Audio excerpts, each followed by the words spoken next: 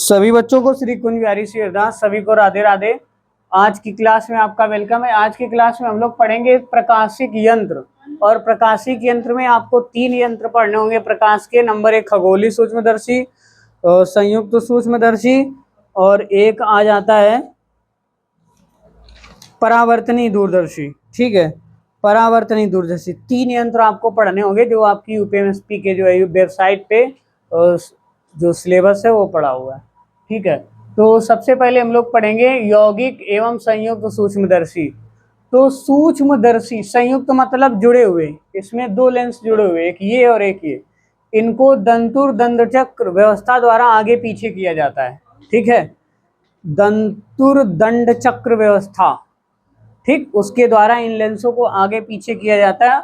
और जिधर से हम लोग वस्तु को देखते हैं, जिधर से वस्तु को हम लोग देखते हैं, तो देखो यहाँ पे छोटी वस्तु है, यहाँ पर हमें ये बड़ी को दिखाई दे रही है।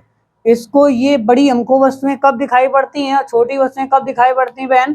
तो ये कब दिखाई पड़ती हैं? जब हमारी आंखों के अंदर रेटिना पर बना दर्शन कोण बड़ा होता है तो वस्तुएं बड़ी दिखाई पड़ती हैं, और अगर रेटिना के अंदर बना दर्शन कोण छोटा होता है तो वस्तुएं हमको छोटी दिखाई पड़ती हैं। अब देखना दर्शन कोण क्या होता है, अभी बताते हैं। ठीक है, तो जिस तरफ से हम लोग देखते हैं, इसमें ये एक रॉड होती है और इसके अंदर 2 लेंस लगे होते हैं, इम्पोज होते हैं, उसी में पूरे होते हैं इसे। ठीक है, और यहां से हम लोग देखते हैं भैया, वस्तु यहाँ पे छोटे वाले लेंस के पास रखी होती, यहाँ देखते हैं हमको बड़ा सा प्रतिबिंब दिखता है। ठीक है ना, अभी पूरी व्यवस्था को हम समझाते हैं। तो सबसे पहले हम लोग इसकी खोज जो है की थी जैकेरियस जैनसन ने। किसने की थी? जैकेरियस जैनसन ने। कब भाई बेटा की? 1590। नीदरलैंड के रहने वाले थे। ठीक है, अब हम लोग जानेंगे दर्शन कोण क्या होता है। तो बेटा दर्शन कोण क्या होता है? कोई वस्तु हमारी आंख पर जितना बड़ा कोण बनाती है उसे दर्शन कोण बोलते हैं। क्या कहते हैं उसको? दर्शन कोण। देखो बहन, ये आपकी मानव नेत्र है। ओके, और अगर हम लोग यहां पर मान लो यहां पर वस्तु रखी है, तो ये प्रकाश की किरण ऐसे जाएगी, इससे इसे टकरा के यहाँ पर जो कोण बनाएगी ना, यहाँ पर जो उल्टा कोण बनाएगी ना, ठीक है, इसी को बोलेंगे दर्शन कोण। और ये जितना बड़ा होगा, रेटिना पर जो बनने वाला जो कोण है वो जितना बड़ा होगा, ठीक है, वो वस्तु उतनी ही बड़ी दिखेगी, जितना छोटा होगा। अब और एक नियम समझ लो, आंख पर दूर स्थित वस्तु का बना जो कोण होता है, दर्शन कोण होता है, वो छोटा होता है। तभी वस्तुएं हमें, दूर की वस्तुएं छोटी दिखाई पड़ती हैं, क्योंकि हमारी आंख के अंदर उनका दर्शन कोण छोटा बनता है। पास में जो है तो उसकी जो है दर्शन कोण क्या होता है? बड़ा बड़ा बनता है हमारे रेटिना पर। तो हमको वस्तुएं दर्शन कोण के बड़े दर्शन कोण के कारण हमें वस्तुएं बड़ी दिखाई पड़ती हैं। आगे ना बात समझ में? सूक्ष्मदर्शी एक प्रकाशिक यंत्र है जिसके इसमें क्या होता है, ये जो सूक्ष्मदर्शी है, अभी हम लिखवा देंगे इसको बोल के। ठीक है, तो या तो फिर दर्शन कोण का इसके ऊपर आपका इसके ऊपर जो लिख के आ रहा है देखो, ठीक है, इसको वीडियो पुश करके आप लिख सकते हैं। इसके बाद में सूक्ष्मदर्शी क्या होता है? सूक्ष्मदर्शी वह प्रकाशिक यंत्र है जो कि समीप की सूक्ष्म वस्तुओं का बड़ा प्रतिबिंब बनाता है। बैक्टीरिया वगैरह, फंगस वगैरह और जो सूक्ष्म जीव हैं उनको इसी से देखा जाता है। आगे ना बात समझ में?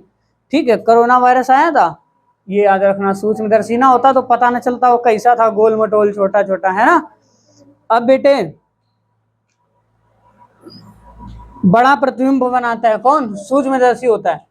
इस प्रतिबिंब के द्वारा आंख पर बना कोण, जो दर्शन कोण है, वो बड़ा बनता है, जिससे वस्तुएं हमको बड़ी दिखाई देती हैं। आगे नवाज समझ में? अब इसकी रचना के बारे में आपको लिख के आ रहा होगा स्क्रीन पर। रचना क्या होती है सुन लो पहले।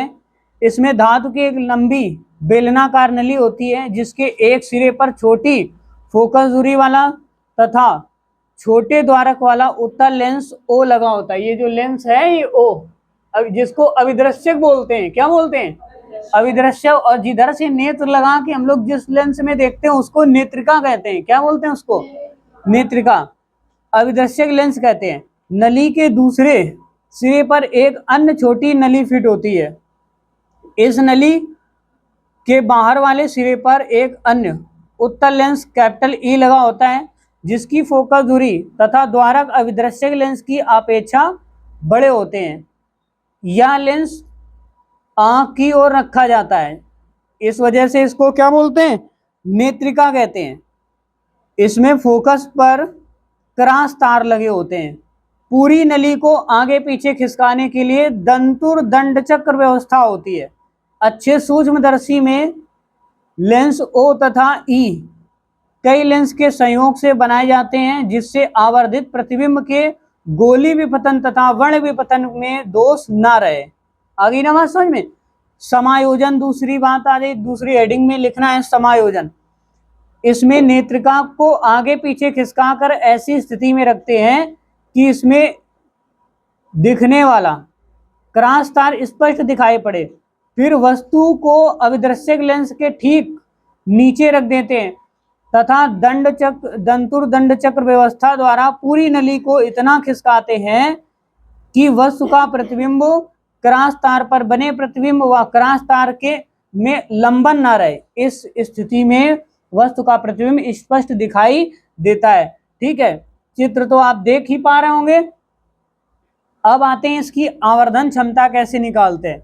तो आवर्धन क्षमता, मान लो कि अंतिम प्रतिबिंब ए डबल डैश तथा बी डबल डैश नेत्रिका ई पर बीटा कोण बनाता है।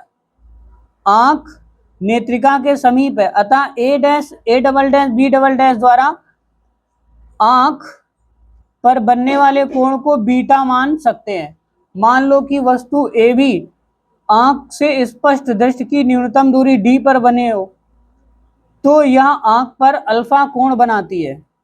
अब सूक्ष्मदर्शी की आवर्धन क्षमता बराबर क्या होती है, यम बराबर अंतिम प्रतिबिंब द्वारा आंख पर बना दर्शन कोण बटे वस्तु द्वारा आंख पर बना दर्शन कोण, जबकि वस्तु स्पष्ट दृष्टि की न्यूनतम दूरी कैपिटल डी पर और सीधी देखी जा सकती हो। तो कैपिटल एम बराबर बीटा पान अल्फा।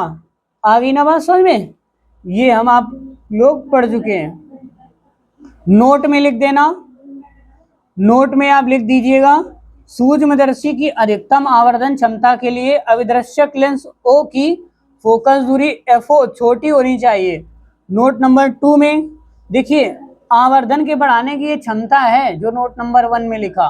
नोट नंबर 2 में लिख सकते हो वस्तु को अविदृश्यक लेंस के प्रथम मुख्य फोकस के समीप रखना चाहिए। नोट नंबर 3 में है नेत्रिका की फोकस दूरी एफई छोटी होनी चाहिए। आगे ना बात समझ में। और जो सूक्ष्मदर्शी की आवर्धन क्षमता केवल 2 लेंसों की फोकस दूरियों पर निर्भर करती है। ठीक है, तो फिर ये आपका जो टॉपिक था संयुक्त सूक्ष्मदर्शी, ये खत्म होता है। मिलते हैं फिर अगले वीडियो में, तब तक के लिए सभी को राधे राधे।